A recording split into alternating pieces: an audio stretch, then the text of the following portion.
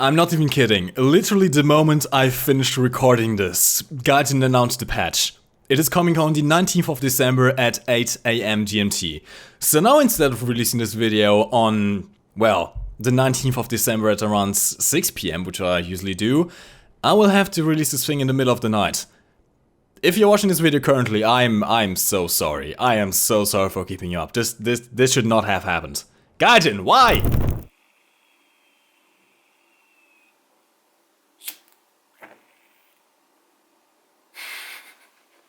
You could say this video is going to be fire. I actually felt the collective cringe of watching someone wear sunglasses inside at night. I know. Moving on, hello you sex beasts and welcome back to War Thunder. Yes, this is a Dutch scarf. This is from Euro 2004. Don't ask me how I got it. It involved some drunk people and me as a kid. Now before we start off with this video, I actually just want to refer quickly to the past video on the AMX13S11. I think people got kind of the wrong idea about it. First of all, the gameplay was not against players, the gameplay was against bots. On the dev server you barely get players to play against, so it's not exactly representative gameplay of what you're going to face. It's more like filler was I'll talk over the stats. I was kind of negative, yes, but I don't actually think the tank is terrible or just completely unusable. That's not what I was trying to get across. What I was trying to get across is that's simply not worth it. You have a tank that's 0.7 battle ratings lower for free, does the exact same things, doesn't face 7.7 tanks, and doesn't cost however much the S11 costs. So it's not a terrible tank, it just isn't worth it. That's what I was trying to say. So to go on to a little bit happier note and keep the hype alive, this time we're going to talk about the tank that actually might be worth your money. So this is going to be slightly awkward. I pretty much bashed on the AMX13S11 for the subpar gun and gun handling characteristics in the last video. Now again, don't get me wrong, it's not a terrible tank by any means, it's not a tank that can't be played, it is simply a tank that isn't worth the money you are paying for it, especially when you compare it to having essentially the same tank for free in the tech tree at a lower battle rating. This is going to be slightly different. This is the M4A1 FL10, the rank 3 premium tank in the French Ground Forces tech tree. It is at a battle rating 4.7, same as the tech tree version, which is quite similar, the M4A4 SA50, which has the same cannon, however does not have the oscillating turret. In fact, the M4A1 FL10 has the same oscillating turret as the AMX13. Same gun, same oscillating turret, only real difference there being the ammo choices. The FL10 only gets the earlier ammo choice, the one with 160 something millimeters penetration. It does not get the later shell, which currently has 180 millimeters, which I already showed you on the AMX13 review, or preview at least. Now the armor isn't really anything special for this battle rating, it's just your regular M4A1 hull with an AMX13 turret. The AMX13 turret actually being kind of a drawback here, given that it has less armor than your regular M4 turret. Although in either case, you don't really rely on the armor of your tank anyways, at least not with the M4s. This is pretty much a very well-known platform at this time. Now this tank is actually quite comparable to one we already have in the game. The American M4A176W. It has the same battle rating, it has a similar gun, and it is, well, exactly the same hull. There are a couple of differences, however. For one, the M4A1 FL10 does get an autoloader, which means it has a faster reload. 5 seconds versus 5.9 seconds top on the American M4A1. Now do keep in mind, given that the thing has an autoloader, you don't need crew training to achieve those 5-second reloads. In fact, you can lose crew, you can even be down to only 2 crew and still have the 5-second reload. Unlike the regular loading tanks, where if your loader isn't completely upgraded, you're going to have a slow reload, and if you lose your loader, you're essentially going to have double the reload. The gun on the M4A1 FL10, the SA50, also has more penetration, 168mm versus 155 on the American M4A1. I'm just going to say the 76mm can, because that's what it essentially is. Although you don't get access to an APHE shell, do keep that in mind. The shell also has a higher burst velocity, 1000 meters per second versus 792 meters per second, which means it is easier to hit targets at longer ranges. The turret traverse is slightly better, A fully upgraded M4A1 with the 76mm gun has 26 degrees per second, whereas the FL10 has 30 degrees per second. That's 4 degrees per second. Not too important, but is a slight benefit there. And the tank is actually quite a bit lighter. It has something to do with the turret. I'm guessing that the turret is actually quite a bit lighter than regular turrets. But the FL10 only weighs about 30 tons. Compared to the 76mm, which weighs 32 tons. Which means that the premium French tank actually has slightly better mobility than the American tank. So in a nutshell, what you have here is just an AMX13 turret on an M4 hull. Why am I such a fan of it then? Well, what a better place to show you than the old new map? For those of you who have been around for a while now, at least since April this year, this is Middle East. This was the map featured in the April Fool's event where we tested smoke screens, modern tanks, helicopters and stuff like that. It's actually being put into the proper map rotation now. You will be able to play on this map in your multiplayer games. Now, again, disclaimer, this is dev server footage. We are not actually playing against players, we are playing against bots, so do take the gameplay with a grain of salt. It's not representative of what you're actually going to be facing in your actual battles, although I have set up the bot so that you are more or less facing the tanks you're going to face in actual battle.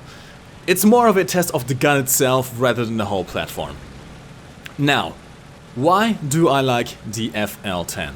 Well, as I before mentioned, it's simply a better tank at the same battle rating than the one that's on the American tech tree, having a faster reload, more pen, more muzzle velocity, better turret traverse speed, and better mobility. It is also simply better than the version that's on the tech tree, the Super Sherman. The M4A4 with the SA50 cannon. Simply because the autoloader also means once again that you have a faster reload. Although everything else pretty much remains the same. The M4A4 has technically slightly better turret armor, but not really by all that much, at least not in any significant amount, I would say.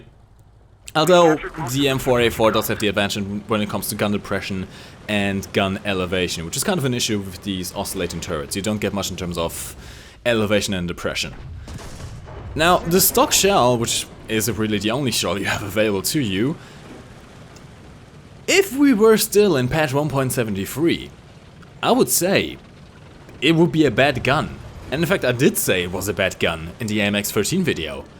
However, the AMX13 is a battle rating 7.7. At that battle rating, the gun is simply insufficient. At 4.7, however, holy crap! With the new medium caliber AP buff, this thing is just a one-shot machine left, right and center. Now keep in mind, the way that AP works is that you create spawning from the point of entry in a cone. It's not like an APHE that explodes all the way around, at least in this game. There's some debate we have to be had at how APHE actually performs in real life, but that's not the point of this video. AP also has a couple of other advantages over APHE in terms of normally having better penetration. For example, when you compare this AP shell to the APHE shell on the American M4A1 with the 76mm gun, I think that APHE shell only has 127mm of penetration or something like that. This AP shell, 168mm of penetration. At this battle rating 4.7, you aren't really going to have trouble penetrating anything, and even in the full up tier, this gun is still sufficient, even against Tigers, IS-1s, and there might be an IS-2? Actually no, I think it's only the IS-1 that's at 5.7. You aren't going to have many problems penetrating stuff with this gun. And with the new damage mechanics, you don't have much problems one-shotting things either, which is really the good thing. AP kind of depends on you hitting stuff that has very bunched-up crews, which in the case of Russian tanks is exactly the fact. You're going to be shooting at T-34s and KV-1s here, and since the Russian tanks have rather cramped crew compartments, you do a lot of damage. It might be slightly different against the Germans. Tigers and Panzer IVs tend to have the crew a little bit more split apart, especially if you're shooting at them from the sides. But from the front, or directly from the rear, since AP shells do go directly through an engine block, which is something that APHE shells do not do. APHE shells, when you shoot at the rear of a tank, they get stuck inside the engine block, explode, and all the shrapnel gets absorbed by the engine block. Not so with AP shells. AP shells punch through the rear, they punch through the engine block, and kill everything on the other side. That's actually a huge advantage that this shell has over APHE. Now of course the tank does not come without its issues. It has kind of the same gun handling issues as the AMX-13, although not to the same extent. One of the bigger problems with the AMX-13 is that the hull itself has a very soft suspension, and as such when you stop your tank you just bounce all around. Your gun just wobbles around and it takes a couple of seconds to settle. It isn't really the case with the M4A1. Yes, the oscillating turret itself still induces some time where you need to settle, or at least wait to settle your gun to be able to get an accurate shot off, but the suspension isn't as wobbly as it is on the AMX-13, which makes that settling time much quicker, and as such enables you to react to danger much more quickly. This of course combined with the pretty amazing turret rotation speed of 30 degrees per second makes this a very good brawling tank. Combined with the decent mobility of M4s, I'm not going to say that they have the best mobility, but they have decent mobility, especially in urban combat. And the mediocre armor that isn't really going to bounce everything, but it's not going to be penetrated by anything either, especially if you get down to against Russians. You are actually going to be bouncing some shots. It makes this tank into a pretty decent brawler. A pretty good brawler, I would even dare to say. This combined with the 5-second reload of the autoloader, yeah, this thing can go on some kill streaks. I'm not gonna lie, I really like this tank. I was really impressed by the way the thing just handled. Of course, Death Star footage, not actually a representation of battle, but when it comes to purely shooting targets, the FL10 can do it, that is for sure. It is of course not all rosy. The M4A1 has just a bad reverse rate. It does like 5 to 6 km per hour in reverse, so much like the AMX-13 it isn't a tank that can quickly escape a situation. On top of that you lose the 50 caliber machine gun that you would have on the American tanks. I believe the M4A4 has the same issue, you don't get the 50 cal, which is a drawback. You're not going to use the 50 cal much in terms of tank to tank combat, but it is very useful in taking down AA vehicles and aircraft. You can't really defend yourself against aircraft in this thing. You have a coaxial, but your gun elevation is quite bad, and not having a top-mounted MG means that you can't effectively defend yourself. On top of that, the AMX-13 turret has one issue that I didn't really mention in the last video. The top armor is only 10 millimeters.